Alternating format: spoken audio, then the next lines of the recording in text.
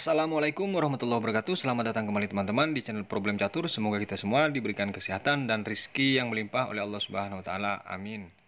Baik teman-teman, kali ini saya akan memainkan pembukaan Sisilia yang dimenangkan oleh Putih. Yang mana dari beberapa partai yang saya rangkum ini dimainkan oleh Grandmaster Superpower di eranya masing-masing teman-teman. Dimulai dari partai pertama, yaitu dimainkan oleh Tibor Fogarasi melawan Matveki di kualifikasi GM 2003. Dimulai dari E4, C5 dijawab oleh hitam. Kuda F3 dan E6. Pembukaan Sisilia varian Prancis ini dimainkan di partai ini. B3, kuda F6.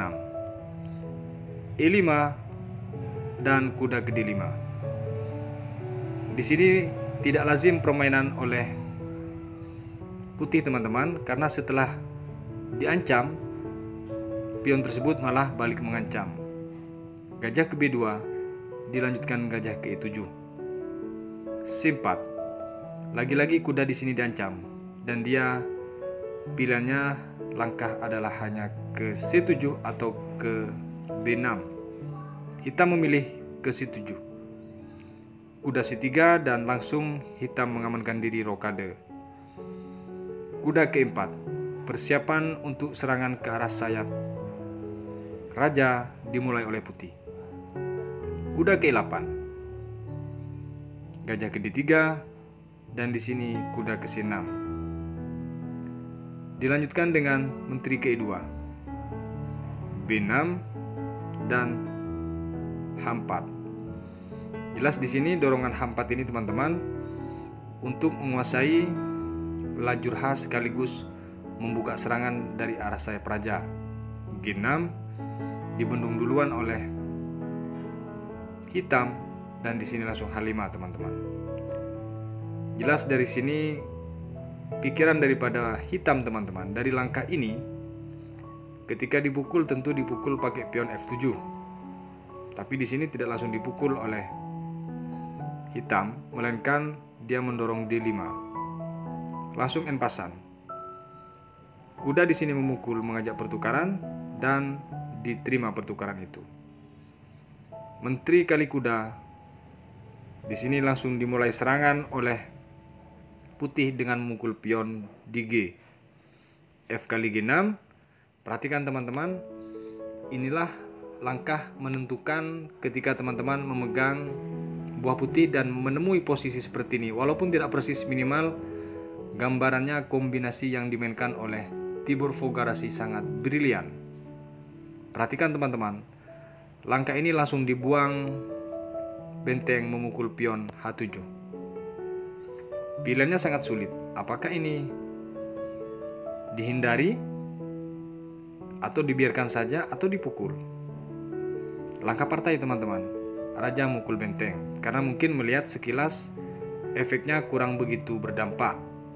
Tapi perhatikan, setelah raja mukul benteng, datang cek pakai kuda. Di sini ada banyak pilihan teman-teman. Di saat kuda cek seperti ini, bagaimana kalau dipukul dengan gajah? Akan datang menteri cek ke H5. Dan di sini pilihannya apakah dia lari ke G8 atau dia menutup dengan gajah. Jika menutup dengan gajah, maka tentu di sini akan dicek. Sama halnya, misalnya dia lari ke G8, maka di sini akan datang checkmate juga teman-teman. Baik, kembali ke posisi di saat kuda cek.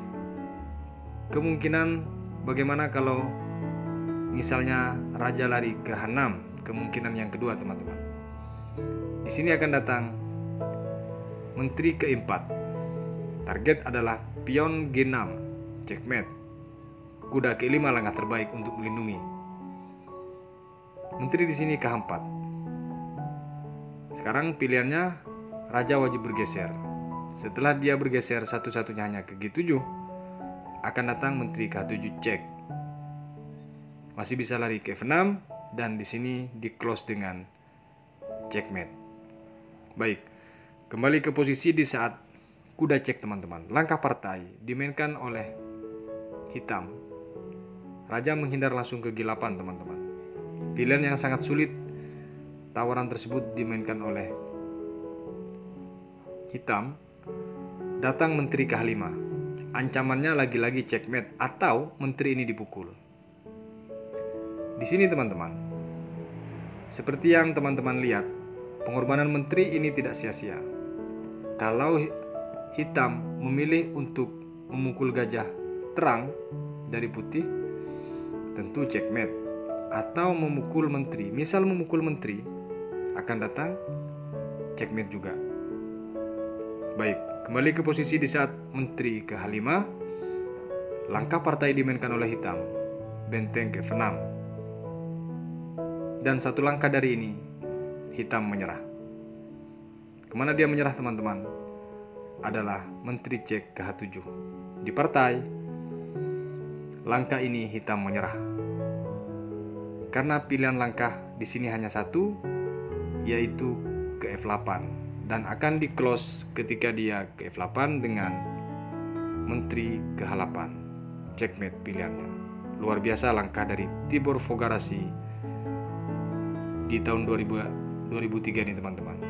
Baik, kita lanjut ke partai berikutnya. Di partai kedua ini teman-teman, pembukaan Sisilia dimainkan oleh Viktor Kusnoy melawan Boris Spassky, sang mantan juara dunia di saat itu pada tahun 1948 pertandingan ini. Dimulai dari E4 oleh Kusnoy, C5 dijawab oleh Spassky, kuda F3 dan D6, D4, C kali D4 dan kuda kali D4. Kuda F6 mengancam pion E4, kuda C3, G6 dijawab oleh hitam dan F4. Gajah ke G4. Perhatikan teman-teman. Di sini gajah langsung mengancam menteri dan memaksa tawarannya untuk ditutup oleh kuda kembali atau menteri bergeser. Langkah Kusnoy saat ini teman-teman betul-betul dengan spekulasi tingkat tinggi, akurasi yang sangat tajam.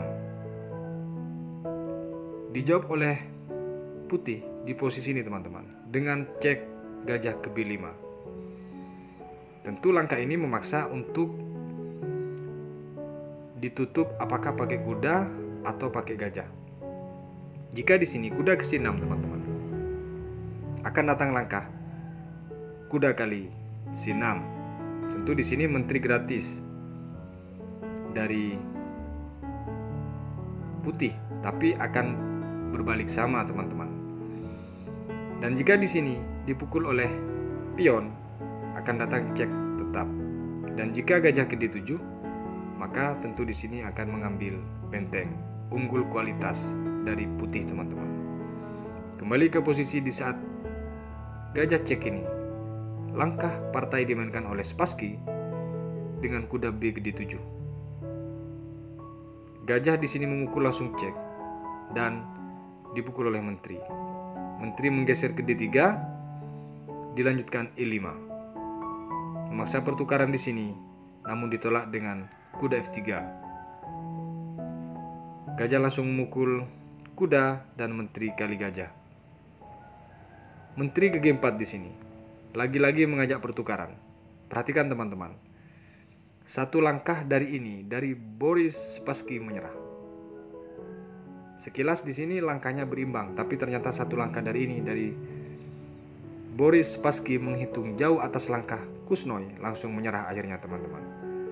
Kemana langkah yang membuat hitam ini menyerah? Adalah kuda ke D5. Kita akan analisa kenapa dia menyerah. Baik. Langkah terdekat di sini adalah menteri kali menteri. Mungkin itu yang terbaik menurut teman-teman, karena di sisi lain kuda ini beradu sekaligus menteri di sini beradu teman-teman. Jika di sini menteri kali menteri, langkah yang dimainkan oleh hitam akan datang kuda kali kuda sekaligus cek. E7, cek kembali dan di sini langsung datang E6 dan menteri hilang. Artinya satu perwira unggul dari putih. Baik, kenapa dia menyerah? Langkah seperti itu teman-teman. Kemungkinan yang kedua, bagaimana kalau di posisi ini dari hitam langsung rokade? Akan datang menteri ke C3 cek.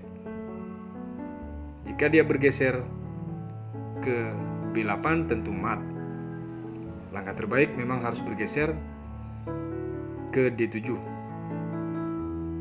Kuda kali sekaligus cek, kuda kali kuda, kemanapun dia teman-teman, maka menteri hilang.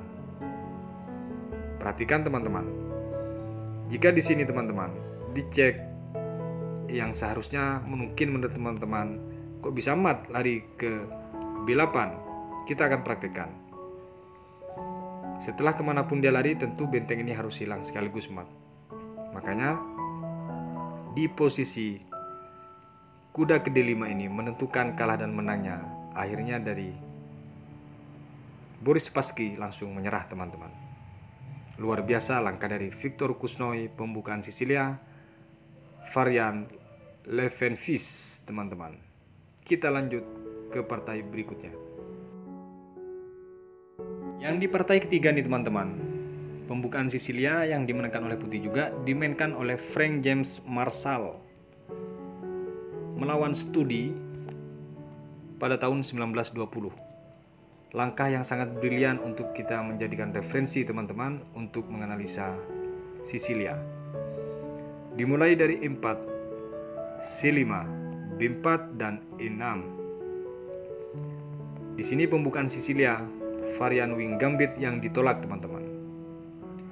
Langsung dipukul oleh putih. Gajah memukul sekaligus mengeluarkan atau pengembangan perwira dari hitam dan D4. Gajah ke B6, kuda F3. D5. Didorong maju ke E5 oleh putih dan kuda ke C6. C3. Kuda G ke E7. Jelas di sini dari hitam berencana untuk rokade pendek. Gajah ke D3 di sini. Di sini teman-teman menentukan langkah dari hitam jawabannya. Seharusnya di posisi ini teman-teman, dari hitam harusnya menaikkan kuda ke G6 terlebih dahulu sebelum rokade. Tapi langkah partai dimainkan oleh hitam. Dia memilih rokade terlebih dahulu. Langsung di closing oleh putih dengan membuang gajah sekaligus cek. Di sini pilihannya sangat terbatas teman-teman. Apakah dia memukul gajah atau menghindar? Jika menghindar ke H8, datang kuda G5. Datang lagi kuda, maka di sini akan dipukul oleh gajah. Dipukul pakai benteng ataupun pakai menteri.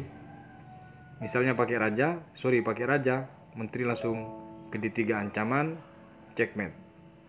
Terbaik G6, H3 dan benteng ke E8. Tetap di sini ada ancaman checkmate teman-teman. Baik. Kembali ke posisi ini agar tidak terjadi ketika teman-teman memegang buah putih. Seharusnya mengamankan dengan kuda G6, maka menjadi peluang untuk putih menyerang jadinya. Langkah partai dipukul oleh raja teman-teman. Kuda langsung cek. Di sini teman-teman, pilihannya apakah raja naik ke G6 atau dia mundur lagi ke G8. Jika ke G6 akan datang ke H4. F6. Di sini menteri langsung ke D3 cek. Bisa ditutup pakai pion atau bisa ditutup dengan kuda. Terbaik dengan kuda. Maka di sini langsung H5 cek. Pilihannya hanya bergeser ke H6 karena satu langkah. Maka di sini menteri langsung terancam hilang teman-teman. H7 menteri hilang. Kembali ke posisi di saat kuda G5. Langkah partai dimainkan oleh hitam, raja G8. Menteri H5. Tentu ancaman checkmate tidak bisa dihindari. Masih bergeser ke E8 dan menteri ke H7. Bergeser lagi F8, datang gajah ke A3. Di partai ini menyerah teman-teman. Tahu kenapa menyerah? Karena kuda yang rencana untuk menutup di G8 terpin oleh gajah. Sekaligus ada ancaman menteri. Di sini kemanapun lari, checkmate di H8. Makanya di posisi gajah di sini ke A3, hitam langsung menyerah teman-teman. Kita lanjut ke partai berikutnya.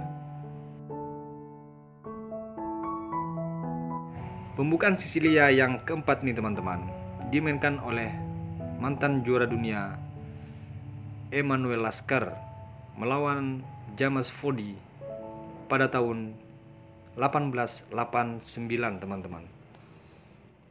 Dimulai dari E4 dan dijawab C5, kuda F3, E6 dan D4. C kali D4, kuda kali D4 dan A6. Varian Paulsen yang mirip ke varian Prancis ini teman-teman, dimainkan di partai ini. Gajah ke E2 dibalas D5. E kali D5, menteri kali D5, putih langsung rokade. Gajah C5 dengan maksud mengancam kuda gelap dari putih. Gajah ke E3, kuda F6 dibalas dengan kuda C3, sekaligus mengancam menteri ke D6 dan kuda keempat ingin mengambil gajah gelap dari hitam. Gajah ke A7 di sini teman-teman. Langkah yang signifikan dari Emanuel Lasker dalam menentukan kombinasinya sangat tepat. Perhatikan di langkah ke-11 ini teman-teman. Memang langkah kejut daripada Emanuel Lasker yang membuat hitam berpikir keras. Kemana langkah tersebut adalah kuda ke B5. Di sini sekilas hanya terjadi peraduan menteri, tapi tidak sesederhana itu teman-teman. Baik, jika di sini kuda dipukul, tentu dia harus kehilangan menteri cuma-cuma. Hanya ditukar dengan 2 kuda teman-teman. Langkah partai dimainkan oleh hitam. Menteri memukul menteri. Kuda cek terlebih dahulu. D7 raja. Dan di sini benteng langsung memukul sekaligus cek. Raja memukul kuda di sini. Sekilas di sini dari hitam unggul 1 perwira. Dan setelah gajah ke F4, ternyata desakan itu terstruktur dari putih teman-teman. Memaksa raja harus ke C6 karena 1 pilihan. Datang benteng ke D6 cek. Lagi-lagi di sini pilihannya sangat sulit. Kembali lagi ke C7. Benteng A ke D1 di sini. E5. Langkah percuma dimainkan untuk menahan laju daripada serangan. Gajah kali pion dan di sini dibuanglah gajah sekaligus cek oleh hitam karena langkah putus asa yang susah untuk melepaskan pin dari gajah gelap putih tersebut. Jika di sini dipukul oleh raja, maka kemungkinan untuk remis tinggi karena akan datang kuda cek G1 atau kemanapun akan datang kuda mukul benteng. Walaupun dipukul di sini, maka di sini cukup ke D8 sudah aman walaupun kalah nanti 1 perwira teman-teman, tapi masih bisa dikatakan melawan dari hitam. Maka kembali ke langkah partai. Di saat posisi dibuang gajah ini oleh hitam, langkah partai dimainkan oleh Lasker. Raja ke F1, gajah ke D4. Lagi-lagi untuk melepaskan pin agar gajah teralihkan, langkah putus asa dimainkan oleh hitam nih teman-teman. Akhirnya dipukul oleh benteng. D7, gajah dipukul sekaligus cek. Jika di sini raja ke-8 teman-teman, akan datang C7 sekaligus checkmate. Kembali ke posisi, langkah partai dimainkan oleh hitam, masih melawan dia, raja ke-6. Tapi ternyata juga checkmate teman-teman. Luar biasa langkah dari kombinasi Emanuel Lasker teman-teman. Baik, kita lanjut ke partai berikutnya.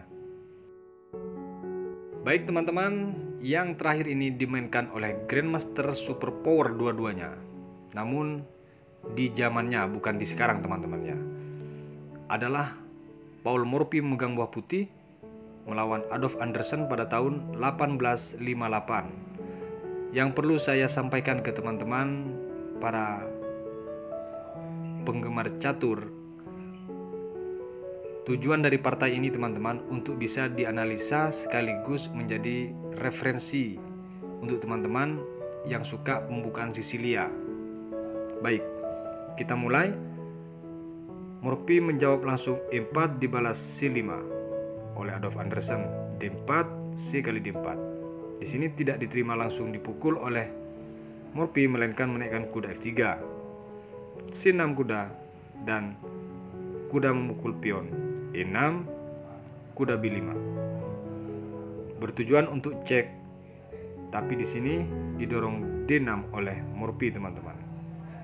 Gajah ke F4, E5, gajah E3, F5. Mengajak pertukaran pion ini, tapi ditolak oleh Paul Morphy teman-teman dengan menjawab kuda ke C3. Tapi ternyata di sini teman-teman tidak mengambil pion E4 dari hitam, melainkan mendorong F4. Sekilas langkah ini cukup bagus. Tapi bagi Paul Morphy ini langkah yang blunder, karena langsung dihukum langkah blunder tersebut dengan kuda ke D5. Perhatikan, langkah kuda D5 sekilas memang tidak berefek. Tapi lihat ketika teman-teman kuda ke D5 ini misal dicek oleh menteri teman-teman, ini misal, maka akan datang gajah yang akan menutup. Sementara dia tidak bisa mengambil kuda daripada putih. Dan ketika dia kembali lagi atau kemanapun dia, maka di sini harus kehilangan benteng. Luar biasa rencana dari Paul Morphy teman-teman. Kembali ke posisi di saat kuda D5, langkah partai dimainkan oleh Adolf Anderssen memukul gajah. Satu perwira sudah kehilangan dari Paul Morphy. Kuda langsung cek dan raja ke F7. Di sini tidak mengambil benteng langsung dari Paul Morphy teman-teman, melainkan dengan cek ke F3. Dan ini pilihan sangat sulit, tidak mungkin ditutup dengan menteri. Langkah partai ditutup dengan kuda F6. Gajah C4 di sini untuk dibuka sekaligus cek dan kuda ke D4. Dengan mengancam menteri sekaligus ingin menghilangkan tekanan teman-teman. Kuda kali kuda sekaligus cek di sini dan D5. Di sini teman-teman dijawab dengan gajah memukul sekaligus cek. Jika di sini menteri memukul gajah teman-teman, maka di sini bisa dengan langkah kuda sekaligus cek, dan ketika dipukul maka di sini hanya terjadi pertukaran. Dicek misalnya langkah terbaiknya, maka dipukul oleh raja. Tentu di sini B8 karena terancam. Cukup benteng ke D1. Putih di sini hanya unggul 2 pion saja teman-teman, jika langkah itu dimainkan oleh hitam. Baik, kembali ke langkah partai. Di posisi ini teman-teman, langkah partai ternyata raja lari ke G6, langkah Adolf Anderssen. Langsung cek ke H5 oleh Morphy dan dijawab dengan memukul dengan raja kuda tersebut. Pion kali pion sekaligus mengancam kuda. Di sini datang kuda cek, teman-teman. Inilah detik-detik dari Adolf Anderssen menyerah. Setelah dicek ini, teman-teman, dia berharap blunder dari langkah Paul Morphy sebenarnya, tapi tidak ditemui dengan dijawab raja ke E2 di partai, teman-teman. Di langkah ini Adolf Anderssen menyerah. Perhatikan, perwira masih bergelimpangan di sini. Ada kemungkinan diambil kualitas dan seterusnya. Kenapa menyerah? Baik, kita analisa, teman-teman. Jika di sini menteri memukul kuda, akan datang cek oleh benteng. E7, langsung datang F7. Sekaligus ketika lari, menteri akan hilang. Kembali ke posisi di saat raja E2. Kemungkinan yang lain, bagaimana kalau kuda memukul benteng? Akan datang cek F1, E7, dan di sini menteri memukul, sekaligus cek. Pilihan langkah hanya ke D7, maka langsung di closing dengan gajah C6, C1. Pilihannya hanya lari ke B6, karena jika ditutup dengan kuda percuma. B6, checkmate. Kemungkinan yang terakhir, teman-teman, kenapa menyerah dari Adolf Anderssen di langkah ini? Bagaimana kalau G6 dengan langsung mengancam menteri di sini? Di sini bisa kalau mau mendapatkan langkah lain, teman-teman. Tapi langkah terbaik di sini adalah benteng cek langsung ke F1. Gajah F5, maka di sini akan dipaksa terus. Dan setelah dipukul oleh pion, datang menteri sekaligus cek.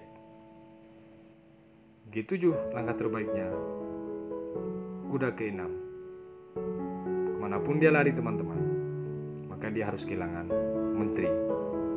Kenapa dia menyerah di langkah tadi? Itulah dari analisa terbaiknya, memang dia layak untuk menyerah, teman-teman. Semoga bermanfaat bagi teman-teman yang suka dengan pembukaan Sisilia. Sampai berjumpa di video berikutnya. Jangan lupa sering minum air putih ketika menganalisa catur. Wassalamualaikum warahmatullahi wabarakatuh.